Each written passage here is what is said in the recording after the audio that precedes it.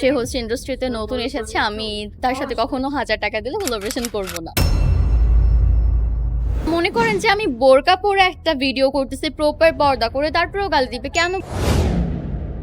TikTok বানানোর সবথেকে বড় স্ট্রাগল। সবাই উল্টা গালি দেয়।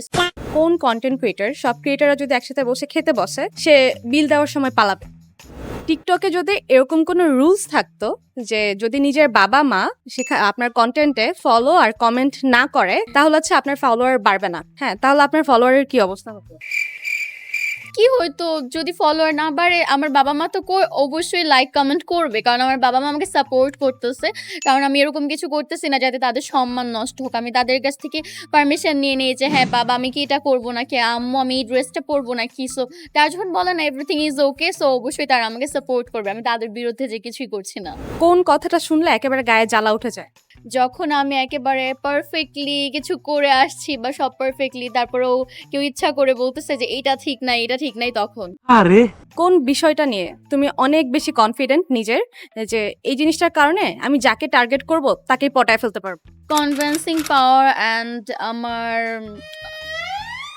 আমি যদি কিছু একটা রিপ্রেজেন্ট করতে চাই, আমি এটা প্রপারলি রিপ্রেজেন্ট করতে পারি আমার কাছে মনে হয়। সো আই থিঙ্ক আমি নিজেকে সুন্দরভাবে রিপ্রেজেন্ট করে পারবো করতে এনিথিং।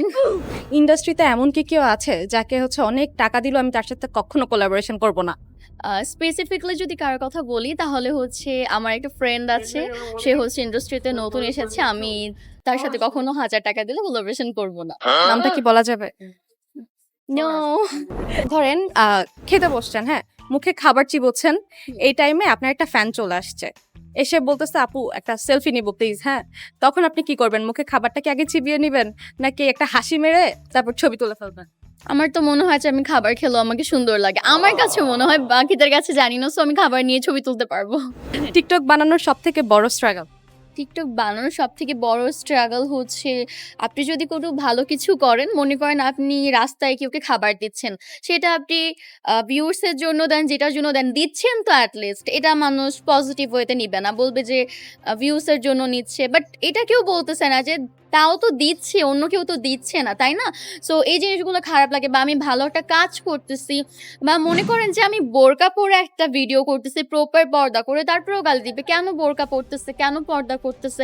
বাট কেউ অ্যাপ্রিশিয়েট করে না যে আপনাকে খুব সুন্দর করতেছে। আপনি ফিউচারে এই সাইডটা মেইনটেইন করবেন। কিন্তু সবাই উল্টা গালি দেয়। সো এই জিনিসটা আসলে খুবই খারাপ অ্যান্ড এটা নিয়ে অনেক স্ট্রাগল করা লাগে যে ভালো কিছু করতে গেলেও মানুষ আসলে অ্যাপ্রিশিয়েট করে না। ধরেন অনেকগুলো কন্টেন্ট ক্রিয়েটর একসাথে খেতে গেছেন, এন্ড আপনার কি মনে হয় যে কোন কন্টেন্ট ক্রিয়েটর সব ক্রিয়েটররা যদি একসাথে বসে খেতে বসে সে বিল দেওয়ার সময় পালাবে? এটা তো আসলে বলা যায় না। কারণ যারা আসলে কনটেন্ট ক্রিয়েটর সবাই তো মোটামুটি আর্ন করতেছে অ্যান্ড সবাই আসলে দেওয়ার জন্য পালাবে না। সবাই দিতে চাইবে নিজেকে বড় প্রমাণ করার জন্য যে আমি দিচ্ছি, আমার একটা ভাবসাব নিবে আরকি।